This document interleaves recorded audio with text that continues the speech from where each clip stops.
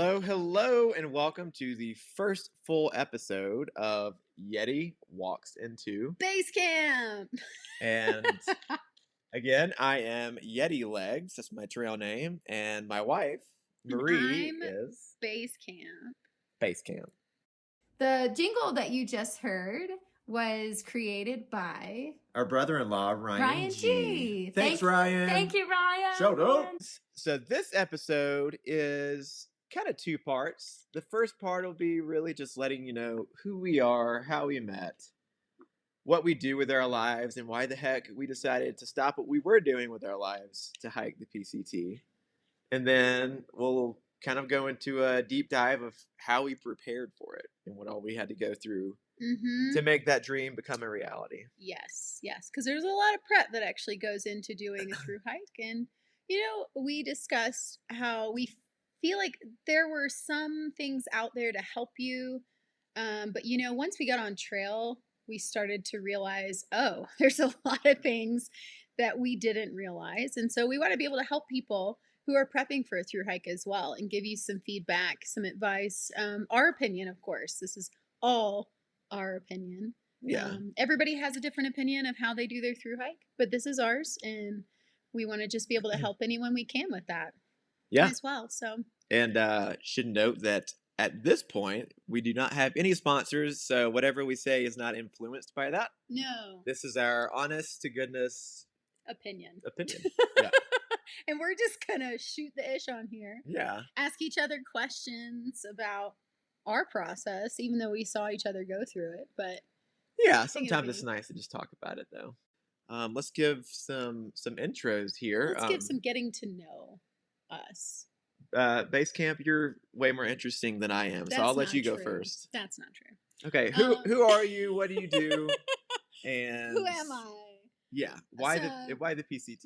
So I was when I was a wee little lass. I was born in Florida. She almost called herself a lad. I grew up in Alabama, the deep South, and I grew up in the middle of the woods. I loved the woods. I grew up on 30 acres of land with trails. And so I would just go out there and explore them ever since I was a little kid. And so I always had a passion to be in the outdoors. I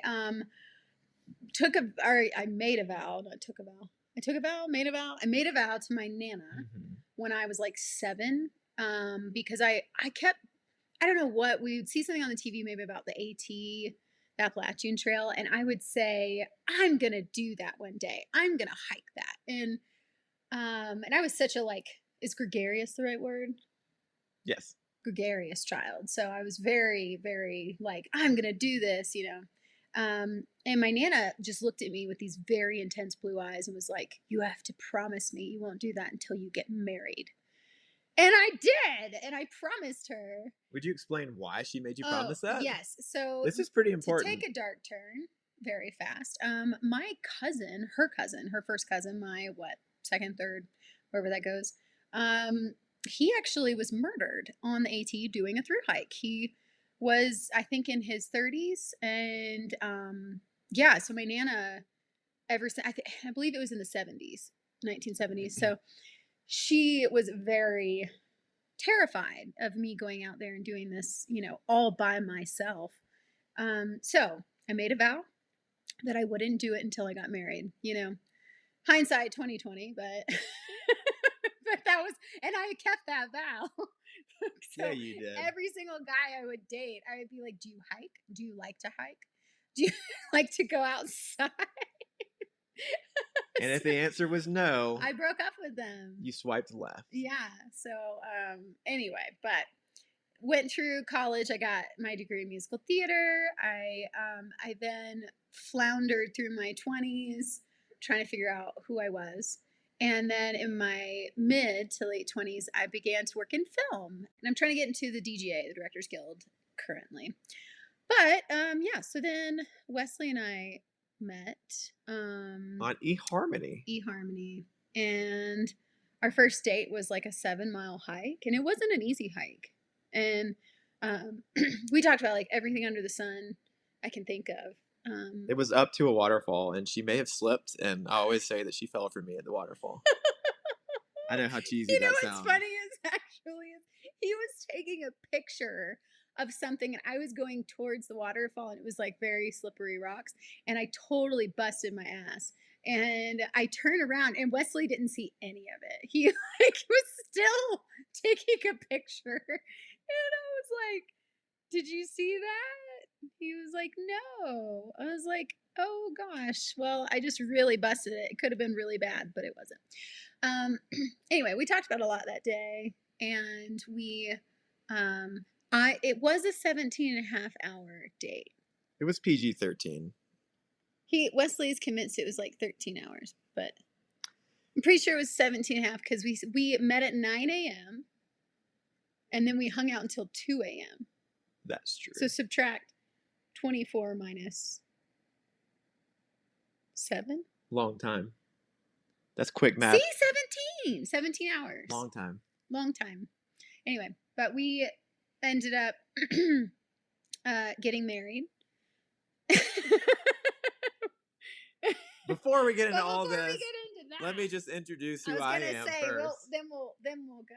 Okay, you go. Jumping the gun there. Your turn. So when I was a young warthog, I would When you were roam a the young savannah. warthog? No. So I was born and raised in Georgia. I lived there for 32 years. Deep South. Deep South. You won't really hear the accent unless I've been drinking or I'm very upset. People are very surprised when they find out we're from Georgia and Alabama. Yeah. Mm-hmm. Anyway. We're educated. is what we are. But yes, Augusta, Georgia, home of the Masters Golf Tournament. I'm sure most of you have heard of that. Shout out.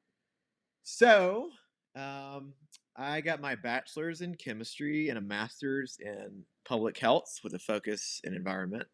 He's really smart. And when I say public health, I mean I'm not going out and like saving the trees and protecting the raccoons. Public health with a focus in environmental health is like basically being a health inspector or making sure that people's homes don't dump sewage into the local pond and stuff like that. So I was basically a health inspector for 3 years. Sorry, can I just say it?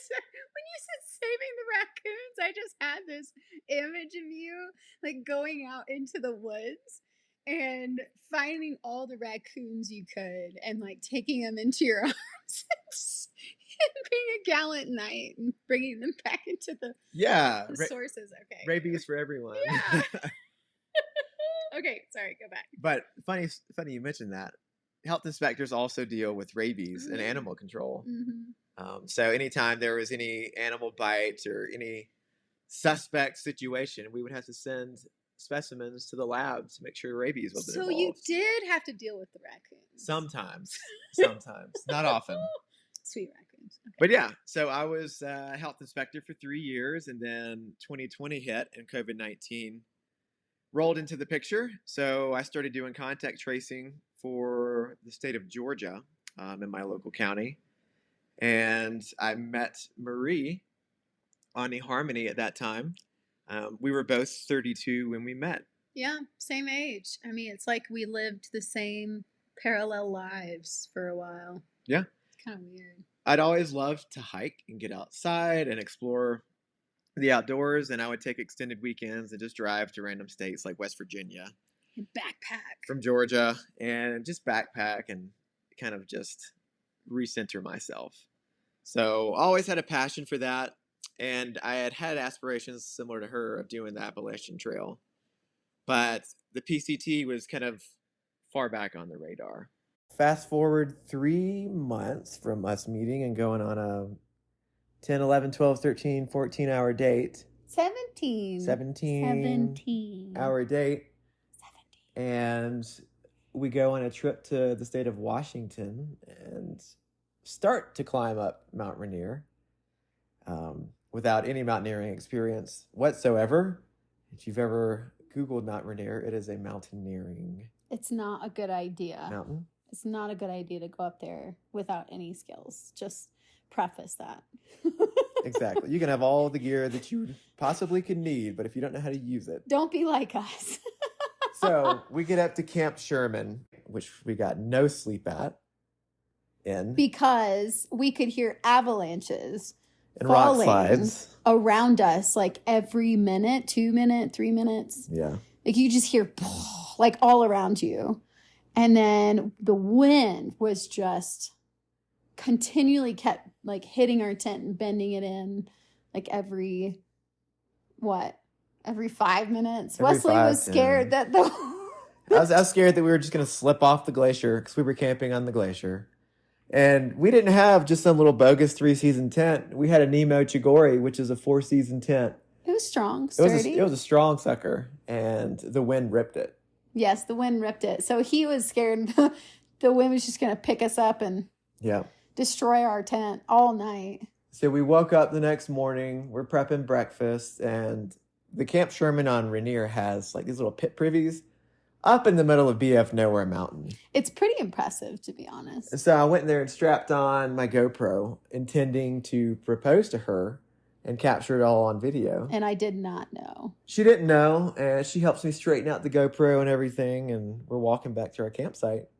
And I get down on one knee and pull out the ring that she had been carrying. Yes. She carried I had been carrying the ring, and she didn't even know it because it was stuffed in a sock. In a sock. So I proposed to her and said we should come back here and finish the sucker, but as man and wife. As man and wife next time. With a tour guide. Or with a not a tour guide, a guide. With a guide. Who knows what they're doing. But and then my side is I had a mouthful of oatmeal and my hoodie up because it was freezing up there.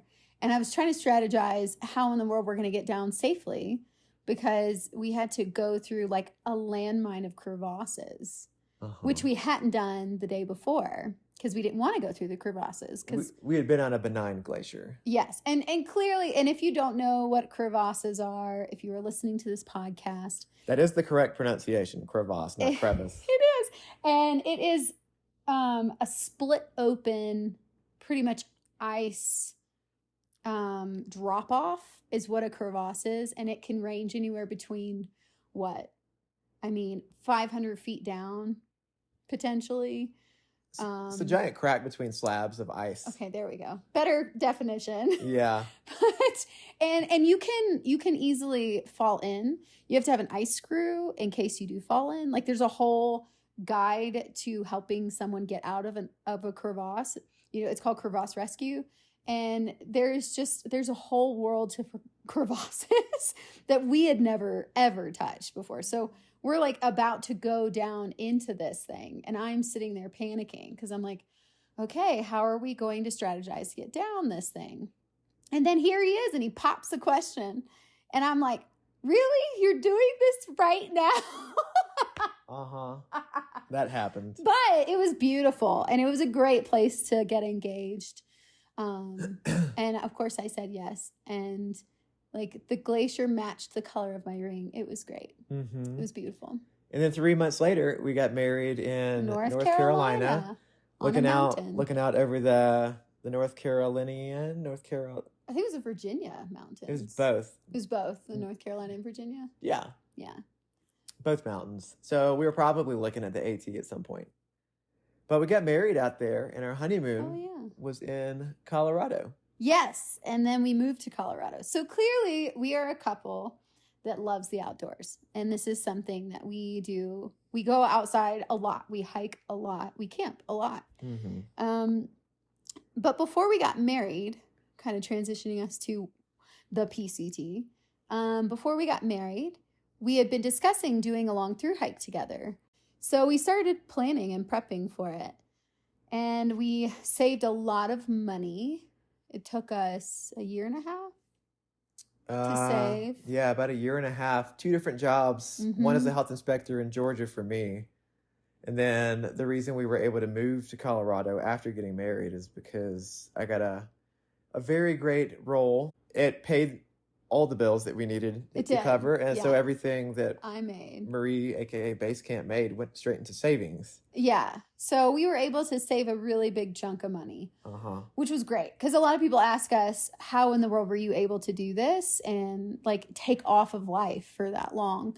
And it was really because we were intentional and we saved until we had a lot of money in our savings account. And so I guess, would that transition us into prep? I think so. Conversations about the PCT over beers or a glass of wine Always alcohol was involved. turned into actual planning. And, living in Colorado for over a year, every weekend we're going out and snowshoeing or hiking out in the backcountry. And we only have a handful of months without snow here. So we became proficient in doing things in the cold and going through the snow. Not to say we're experts, but we knew a little bit of what we were doing. So we decided to start early March for the PCT, knowing that we would be going through the Sierras in snow, but also giving us a bigger window to finish before potential fire season hit. And the snow season again in Washington. And the Washington snow season. Yeah. So we came up with early March 6th. March 6th. And the reason we came up with that date is because my birthday is March 11th. And I really wanted to be hiking on the trail by the time we started. And we wanted to start on a Sunday. I think just to like do complete like week to week kind of feeling. And so we were like, man, March 6th would be the day. Then we could do more planning and we could go on the rigorous journey of getting our PCT permits. Which, should we pause and discuss permits with everyone? Yes. Quick pause for permits. So let's talk about PCT permits, everybody. And you should know that even if you're married, you cannot get a joint permit together. Ooh, they changed it. Well, Sorry. Oh, they did change changed it this year. Oh, that's wonderful. Lucky bastards. Like... Okay, so now you can get a joint PCT permit. Yes, I had seen this somewhere. So you lucky people who get to go from this point forward, I guess because so many people complained from previous years past, if you're a couple or if you're friends. And we had no idea what we were doing other than going onto the website and praying that we would get an entry so we could hopefully both get the same start date on March 6th. Well, neither one of us got in. At all. None of like at all in November. I was the first to get in. So we only did one website and I was the first that said I finally was going to get in a queue an hour later. And I was like, yay, my name's been picked. And I think Wesley's was like an hour and a half later.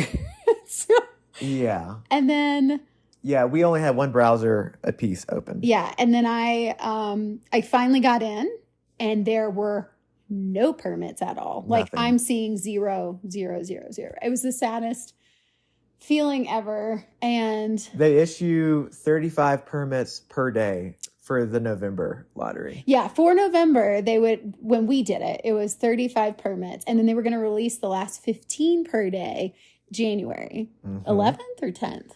Early January. I don't even remember, but whenever in January. It was one of those dates in January. But so I was absolutely devastated that day. I was like, oh my gosh, this means we're going to have to go individual permits probably. Like if we didn't get anything at all. I didn't realize how difficult this was. Like I didn't realize how like dog eat dog, like gladiator world feeling of like you're like good luck, Chuck kind of feeling. It felt like we were in The Godfather. It was bad. Yeah. Going to the mattresses. Yes. It was really, really difficult. So I was very sad that day. Very, very sad. Going to the mattresses? Yeah. Going to the mattresses. That's what he says in The Godfather.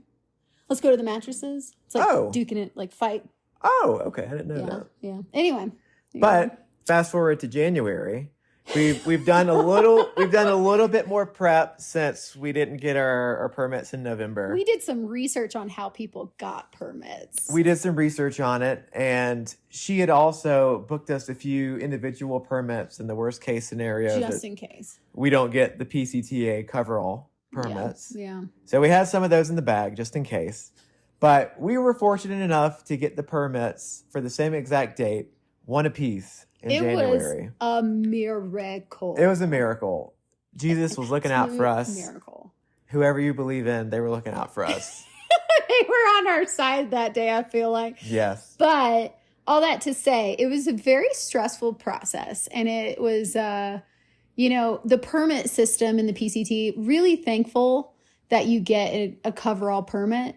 But man, it gets very competitive. And when people don't get their permit, like all of a sudden they're just saying the worst things on Facebook, and it becomes a very weird process in that space. But and please, if you do get a permit and decide that you can't hike the trail because you can't get a visa or work obligations, just relinquish it so someone else can use it. Yeah. And please start on the date that your permit says. Good Lord, people. So many people fudged that in the 2022 class. Oh, a lot of people fudged that and lied about their start dates and did not care. And, and those permits are a really beautiful gift that the PCT has agreed with the parks, for us to have, because more people might know this better than I, but I think it's like 35 permits you need. Some of them are self-assigned, but there, I believe, are 35 you have to get throughout the entire trail. And that's why they did the overall permit. It's like I don't think any of the other long through hikes are like this. Maybe not that many permits. There's a lot of parks in the West Coast. And we did get March 6th. We both got March 6th. And that felt like a great little sign of like, keep doing this, go forward. And then we made a lot of trips in between our November permit failure and actually getting the permit in January. We made a lot of trips to REI. Buying gear, taking gear back, going out into the middle of the woods to figure out what works and wouldn't work. Gotta say that the type of stuff we're using out in Colorado is not exactly everything you'll take with you on the Pacific Crest Trail, because you have a stretch of the trail with snow on it, but Colorado is completely snow covered most of the year.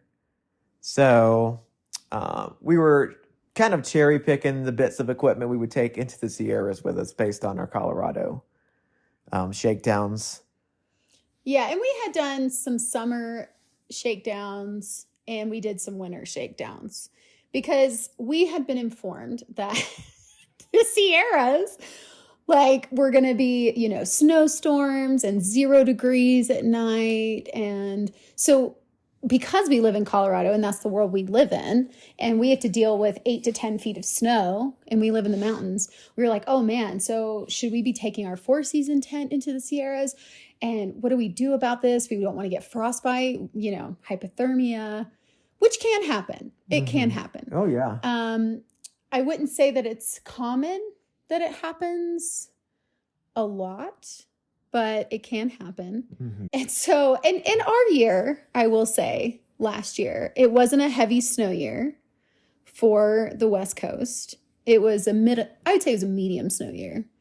And so we were prepping though for, winter like Colorado. And so that became a lot of our gear selection. We got all of our gear that we thought we would take with us on the PCT. And then we got all of the food. We went to Dollar Generals. We went to Walmart's. We had how many boxes? Was it 9 or 10? I think we did 10 boxes. About 10 boxes crammed full of food, ready to be shipped out to wherever we needed them on trail. And to that, I will say, if you can go without shipping yourself a box, I would do it, because thousands have said this before and thousands or millions will say it after. You lose taste for foods that you pack yourself. You don't always want effing Idahoan instant potatoes. You don't always want ramen. You might not want the Reese's or the Hershey bars that you pack yourself. You just really never know.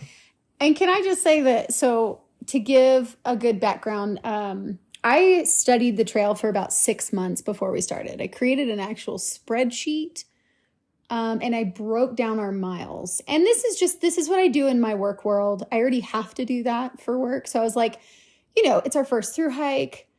there's a lot of unknown. And so I would really like to have my head wrapped around what we're doing. So I literally broke down the far out map and I went from day to day to day to day to day based off of like just budgeting our miles. And then after that, I would break down towns and see, okay, what do they have? Do they have gas stations, grocery stores, blah, blah, blah, blah, blah. So when I got to, and I also used some people's guides to resupply. Before that, I researched a lot of people that had done the trail to see what they had to say. Yoki had a very helpful Zoom meeting and some helpful guides. She did.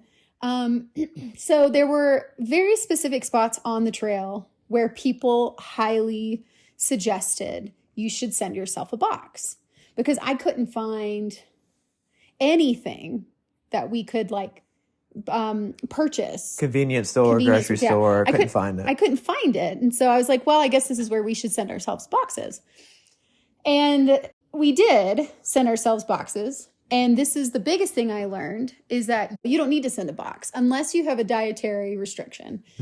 We could have gotten food every single place we went. It might have been a little more expensive, but honestly, once you calculate out all the expenses of shipping cost, you're actually probably spending about the same. Yeah. And so if I could go back into that space,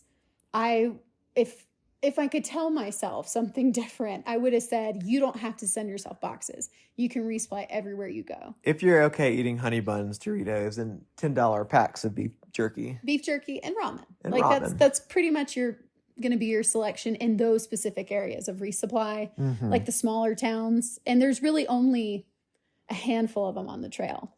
But yeah, so resupply was stressful. It was stressful. What was that process for you? Well, so I was working probably 45, 48 hours a week, and you had jobs. So I was flying to Georgia to work jobs. Yeah, you had jobs in and out, but the beauty of what you do is that you go stretches of time where you have the freedom to do all this prep. And looking on the Far Out app, which is the app that basically every thru hiker uses for these longer hikes now, you were able to sit down and go through all that and have the peace of mind of knowing what was coming. And you planned it all out, which is great. Thank you so much for doing that. It was a process. Because I was hardly ever involved in that process with you, because by the time I got off work each day, I was done. Yeah. Mentally you were exhausted. Tired, yeah. So whenever we finally have the breakdown of all the places that we need to send boxes and all the food that needs to go in the boxes, you were prepared. Thanks again. Oh. Really love you for that. You went off to Georgia. I did. On one of right your before. jobs. Yeah. And It was like a week job, I think. And we only had a few days worth of food in the boxes. And so this is like the first deep dive I've gone into this prepping phase. Yeah. And so it was an experience. I was in Walmart for probably 5 hours total trying to buy all this stuff. And then you get home and you're repacking everything out of the original packages into Zippies, Ziplocs, whatever. And there's powders everywhere. Grits are all over the floor. There's more candy than I've ever eaten in my life in one corner of the living room. And it's a hot mess. It was very stressful. It was taken over by our living room. Was completely taken over by food. All the food. And it's all just complete garbage, preservative, sugar, salt, carbohydrates, very little healthy stuff mixed in. It was a stressful process, but it was cathartic because it kind of finalized the end of my job with Summit County. And it was like the transition into what was going to become the PCT. Yeah. So I was prepping all the boxes while you were in Georgia and selling off all of our furniture because you and I decided to liquidate everything that we had. So we liquidated and sold everything. We sold our cars, any piece of anything we had that could go. We sold it, and then we just kept sentimentals. And our sweet friends, Bob and Brenda, they kept them in their basement pretty much or their storage space for us. But yeah, we sold everything. And let's talk about budget real quick. Budget.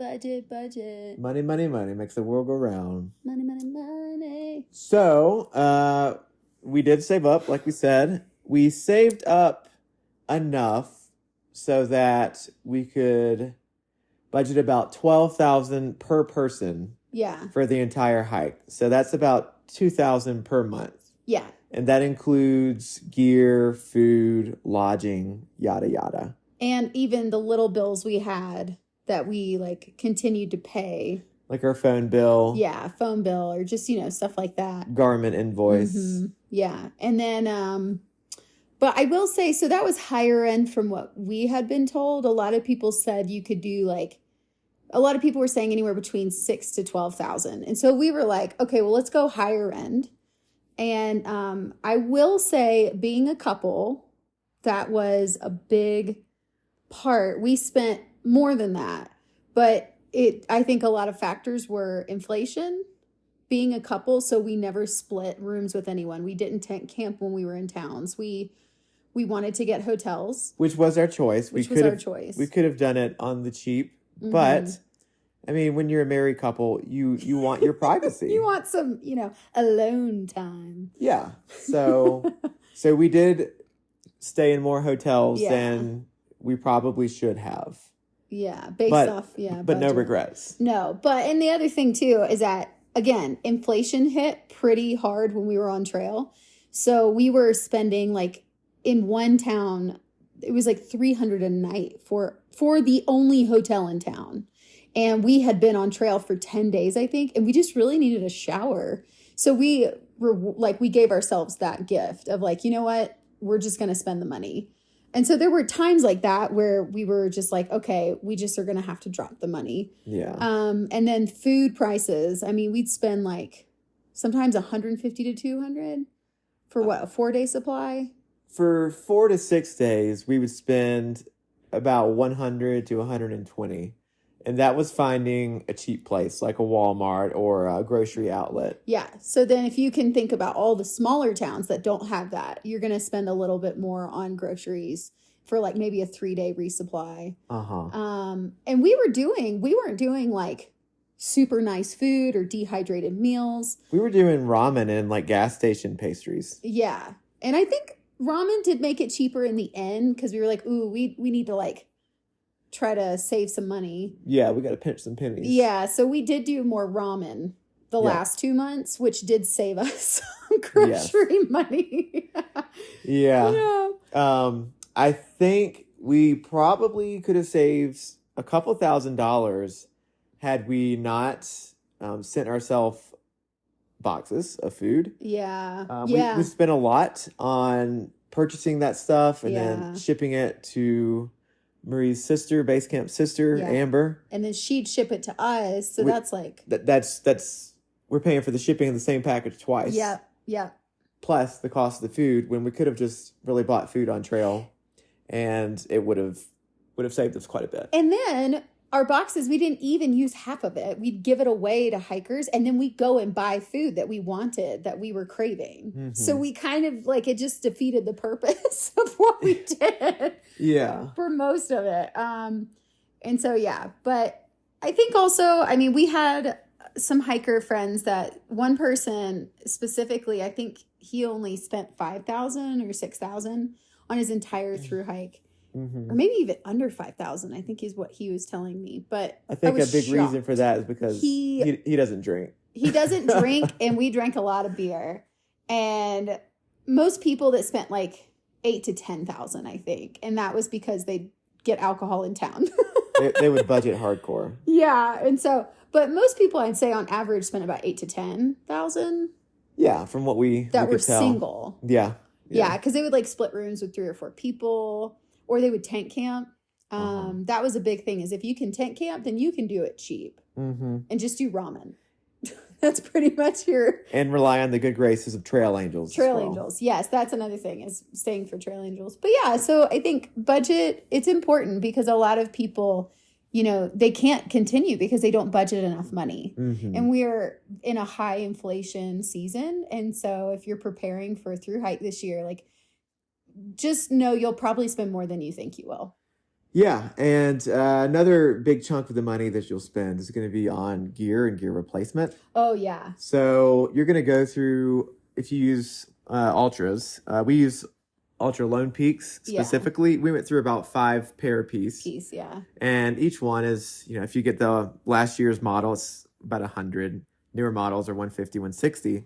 So you do the math, and that's over $1,000 for 2 people just on shoes. Yeah. And then you'll have gear blowouts. You'll get holes. You'll have to patch it or replace it. Your tent might fail like ours did.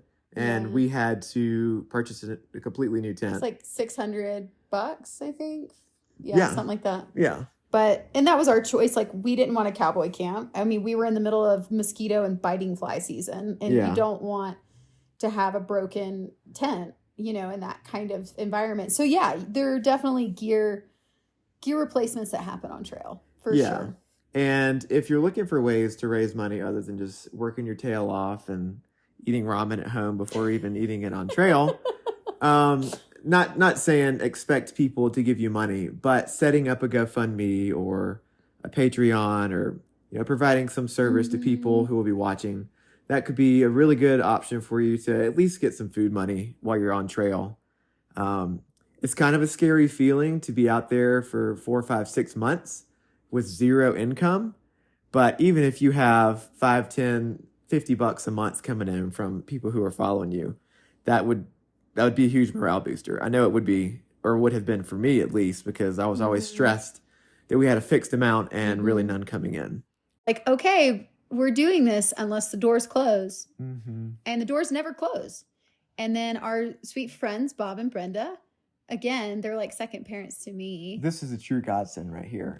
So after we had gotten all of our boxes prepped, mailed off to Basecamp's sister in California, she'd agreed to be our designated shipper.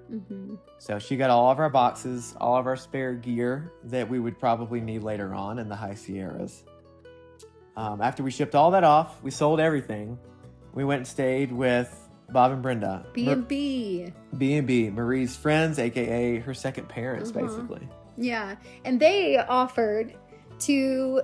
So they the gift they gave us is they paid for our plane tickets to get to San Diego, and they came with us, and then they rented a car and they dropped us off at the southern terminus, and that was such a gift to have. They took us out to dinner the night before we started, or 2 nights before we started, and it was just such a gift to have them. It was. Yeah.